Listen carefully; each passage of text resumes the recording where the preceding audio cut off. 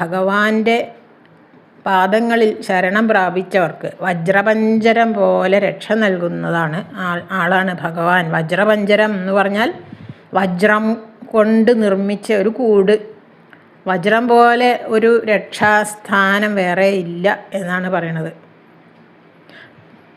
വില്വമംഗലം പറയണത് ഭഗവാൻ ഈ ഗോപവേഷം ധരിച്ചത് നമ്മളെപ്പോലുള്ള ഈ ഭക്തന്മാരുടെ പേരിലുള്ള കാരുണ്യം കൊണ്ടാണ് എന്നാണ് വില്വമംഗലം പറയണത്.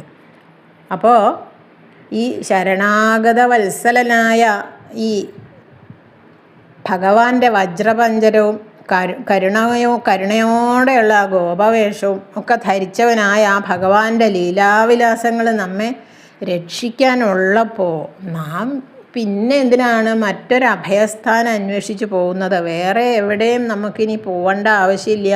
ഈ ഭഗവാന്റെ അടുത്ത് അഭയം പ്രാപിച്ചു കഴിഞ്ഞാൽ പിന്നെ നമ്മൾ വേറെ ഇനി എവിടേക്കാണ് പോകേണ്ടതെന്ന് ആലോചിക്കേ വേണ്ട. ഇനി നാം എന്തഭയം തിരക്കണം, കിയതന്യൻ മൃഗയാമഹേ വയം എന്നാണ്.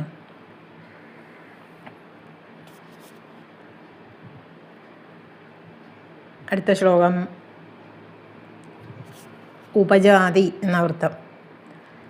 ജഗത്രയൈകാന്തമനോജ്ഞഭൂമിശ്ചേതസ്യജസ്രം മമ സന്നിധത്താം രമാസമാസ്വാദിതസൗകുമാര്യം രാധാസ്തനാഭോഗരസജ്ഞമോജഃ പൂമാതുപുൽകും യുവസൗകുമാര്യം രാധാസ്തനാസ്വാദനഭാഗ്യധാമം ജഗത്തിലെ സൗഷ്ഠവ പുഞ്ചമാകും തേജസ്സുഹൃത്തിൽ വിളയാടിടട്ടെ.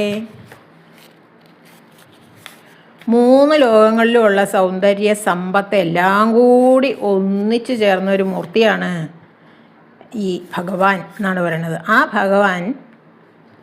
ഭഗവാൻ ലക്ഷ്മീദേവിയാൽ ആസ്വദിക്കപ്പെട്ട, ലക്ഷ്മീദേവിയാണല്ലോ ഭഗവാന്റെ പത്നി. അപ്പോൾ ആ ലക്ഷ്മീദേവിയാൽ ആസ്വദിക്കപ്പെട്ട സൗകുമാര്യത്തോടു കൂടിയതും അതുപോലെ രാധാദേവിയുടെ മാറത്തെ സൗഭാഗ്യത്തെ അനുഭവിക്കുന്നതും ഒക്കെ ആയ ആ തേജസ് എൻ്റെ മനസ്സിൽ അങ്ങനെ എപ്പോഴും വിളയാടിക്കൊണ്ടിരിക്കട്ടെ എന്നാണ് ഇതിൽ പറയണത്.